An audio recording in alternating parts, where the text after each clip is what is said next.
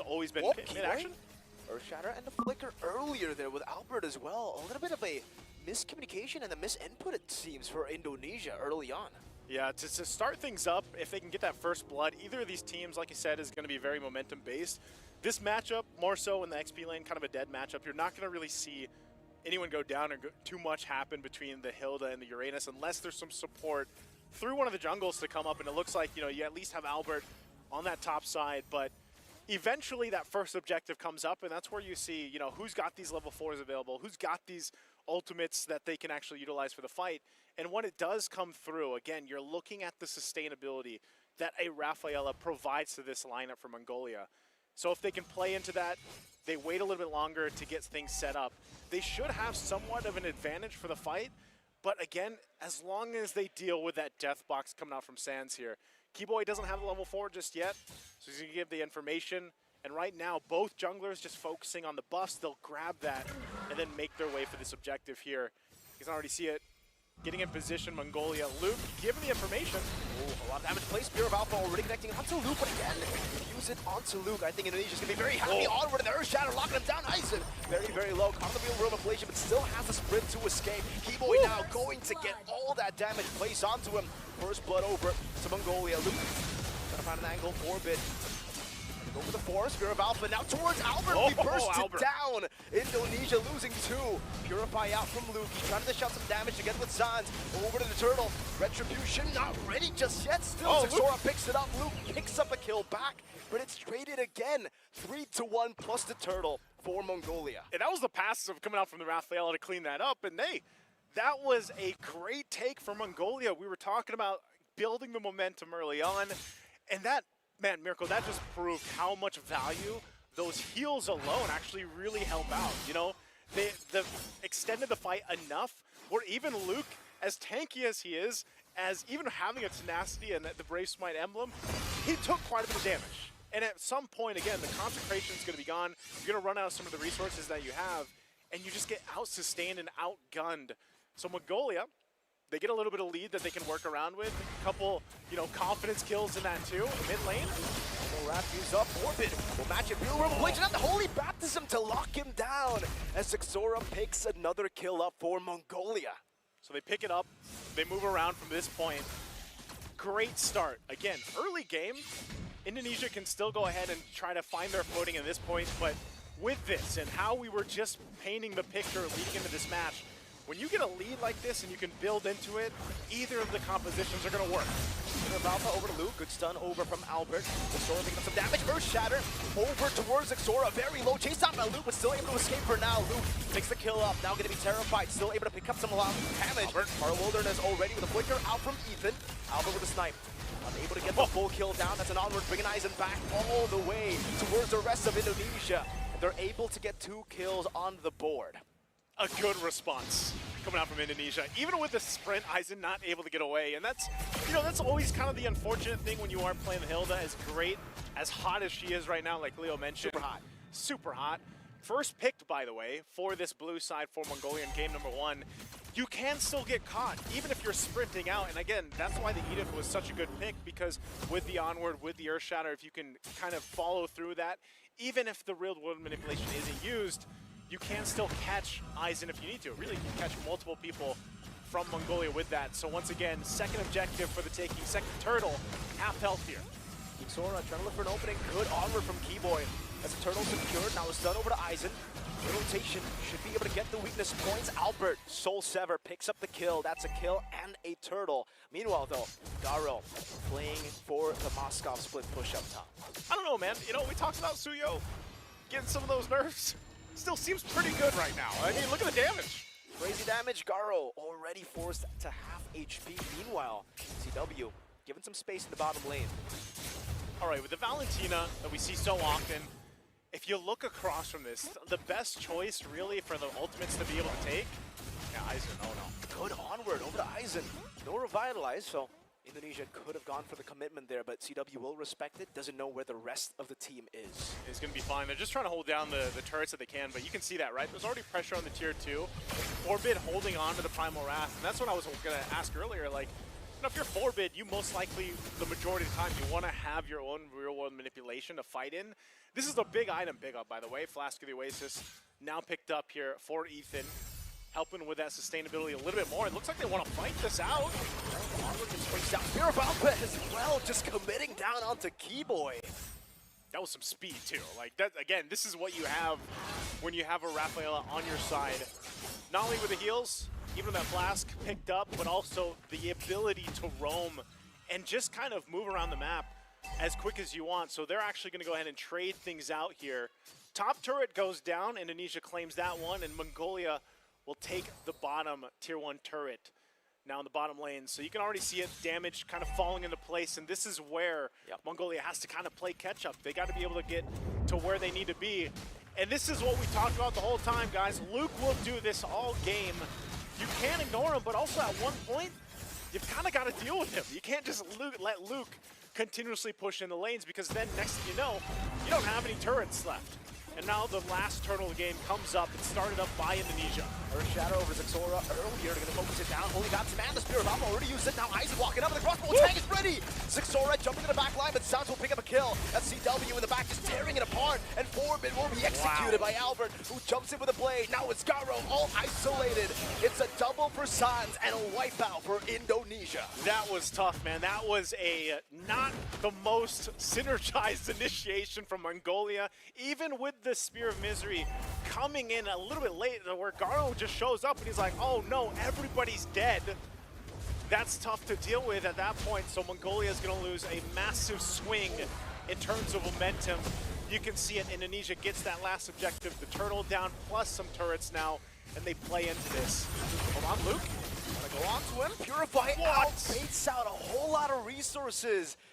And the Suyo, Albert, up top, was able to just shove in for the wave to be set up for another siege. That's that power of the Purify we talked about earlier, especially when it's available. And then you have the Consecration. Here's an item we don't see often. The Malefic Gun is picked up by CW. Over to Sans, still able to escape the real world ablation. Should be able to lock him down. We do have a pause. Oof. Does seem like we're going to have to get through this. Don't know what that was exactly, if it was a disconnect. But yeah, Sans, he's probably gone. Overextended. Yeah, he's overextended. So maybe again, we can only speculate.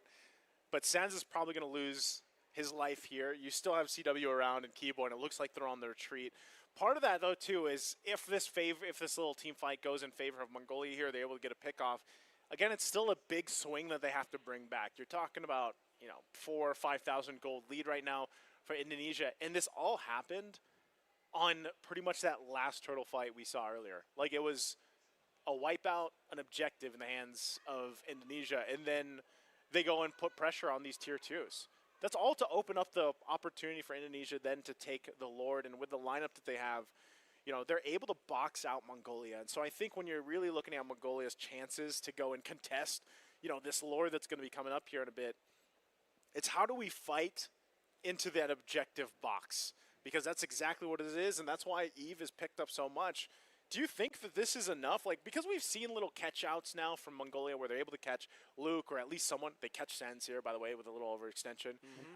But does Mongolia, are they in actually position to go ahead and contest in this first Lord? I don't know. If they get Sans, I don't really think the death timer will be that long to punish over to the Lord, right? There's 81 seconds on the Lord, so it actually gives Indonesia still a lot of leeway. Despite making that mistake, despite making that overextension, they should still be able to recover very, very easily here with the death of Sans. And we'll get through into the game again. Forbid picks up the kill over to Sans with a stolen RWM. And again, yeah, there's not really much they can do. Maybe put pressure on the mid lane turret, but that's it, right? No neutral objective to be taken here. Well, I mean, when you're looking at the lineup, right, and every time you're up against the Eve, that was what the panel even talked about. Do you have enough to play that cat and mouse game? Do you have enough to go ahead and fight for these objectives? And for Mongolia, when you look at them across the board, as long as they approach those fights, that Lord fight that does come up in under a minute here, as a cat and mouse game where you're trying to just hunt for that right moment, trying to, swivel your way through that real world manipulation, that might be the chance. Hold on, Purify is taking a whole lot of damage. Maybe again overextending. Luke will lose his life. That's 27 seconds on the death timers. And again, I don't think it's enough to really give Mongolia a chance to go for the Lord just yet. The Spear of Alpha over to Keyboy, still able to disengage. Real World Inflation locks him down. Aizen still able to escape. Keyboy with a flicker forward. Plus the Primal Wrath. Both just baiting out resources from one another. Mongolia really wants to fight, man. That's what I'm noticing. They just want to go ahead and duke it out, brawl it out with Indonesia. It doesn't matter if they were behind, 5,000 gold earlier on. They managed to pick up a couple kills now off of Sands, off of Luke earlier. So it gives them a little more leeway to work with. The Lord is up now. And this is where we have to see how do they play that macro game too. They're going to send Garu up to deal with that top wave. But they're just going to give it a go on the Lord. Yeah, he's getting blitzed now by Zixora. That's the power of the Alpha when it comes to the Lord clear. Luke in the midst of it all. Now, it's going to be a knockoff from the Lord. Ethan, there's a spear. Escape for a bit. The Spear of Destruction will land as well, but Zixora picks it up, winning the retreat battle. Aizen very low. San still looking for an angle to go for the poke. Primal Wrath from Orbit. CW re-engaging. Luke walking up. CW with the killing spree. Now on the chase onto Ethan. Zixora will be able to get the holy healing from Ethan to disengage, and that's a Lord for Mongolia. A great pickup objectively for Mongolia to play into. Even to the point where Garu didn't have to follow through with the SOD. Like, he just landed and he's got the call. Like, you know what, we got this under control. Go ahead and farm up and do what you need to do. And that's, again, what they have to do for this game and how they decide to take these fights. I'm surprised with how decisive Mongolia was to be like, you know what, let's just start up this Lord, take it down as fast as we can, and then win that fight. And so they're going to play into this. This is what they've needed for the past few minutes, right? They might still be down in gold, but you can see how you got to respect what this lineup can do against the lineup that Indonesia has. Tier 1 in the mid finally goes down. See Albert also picked up by CW to help with some of that sustainability, that healing coming out from Ethan. Crucial items here too picked up, and even to the sense, like, we haven't seen a huge crossbow of Tang just yet. That could change some of these later fights that we get to this. So you might see them kind of set things up here. The thing about the Wanwan here in the current meta, Naisu, is you actually fall off, right? You think about the crossbow of Tang, it's a big ultimate, it can be game-changing. But in the later stage, 11 minutes onwards, we're going to see a lot more Winter Crowns, and we already see it for Zixora. He's already picked up the Winter Crown. It's going to be a good way to actually neutralize the crossbow of Tang threat. That Winter Crown, it deals with the Wanwan so well, and I think part of that too is, like, if you can just get them, that might be part of the game plan, for Indonesia and for CW alone, is just get that crossbow of Tang off so you can proc, like force the proc with the Winter of Crowns, force Mongolia to use it, and then you follow through after that.